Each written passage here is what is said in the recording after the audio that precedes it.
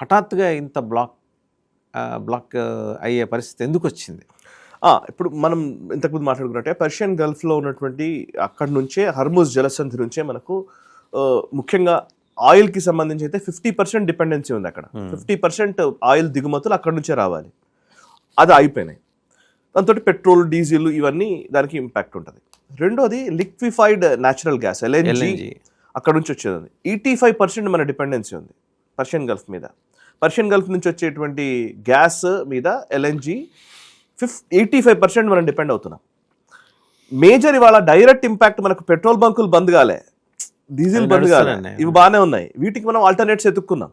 Alternates అంటే ఏంటి? ఇప్పుడు 50% అక్కడ నుంచి రావాలంటే మనకు ఆల్మోస్ట్ ఒక 50 days వరకు మనకు ప్రాబ్లం లేదు, రిజర్వ్స్ ఉన్నాయి కాబట్టి ఈ 50 days లోపల మనం వేరే దేశాల నుంచి మనం మాట్లాడుకున్నాం. రష్యా నుంచి కొంచెం ఎక్కువ మొత్తంలో తీసుకోబోతున్నాం. 30% పైనే రష్యా నుంచి రాబోతుందంట. సో ఇంతకుముందు 19% ఉండేది, ఇప్పుడు 30%కి పెంచుకున్నాం. అక్కడ 10-15% గ్యాప్ ఖతర్ నుంచి రావాలి, ఖతర్ నుంచి రావాలి, ఇక్కడ నుంచి కట్ చేసుకుంటాం. ఇప్పుడు వెనిజులా నుంచి వస్తుంది, మనకు వెనిజులా నుంచి వచ్చేది ఉంది.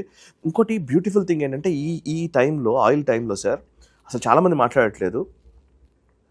భారతదేశంలో చాలామందికి తెలియని విషయము, అందరూ అంబానీ అదానీ అని మాట్లాడతారు, కానీ అంబానీకి సంబంధించినటువంటి రిలయన్స్ రిఫైనరీస్ ప్రపంచంలోనే అత్యాధునిక టెక్నాలజీ కలిగినటువంటి రిఫైనరీస్. నిజంగా అది మన భారతదేశానికి సంబంధించినటువంటి ఎనర్జీ నీడ్స్ని కాపాడుతోంది.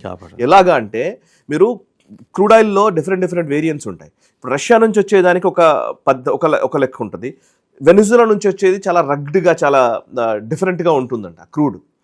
క్రూడ్ని రిఫైన్ చేయాలి. ఆ రిఫైన్ చేసే క్రమంలో దానికి టెక్నాలజీ చాలా ఇంపార్టెంట్. సో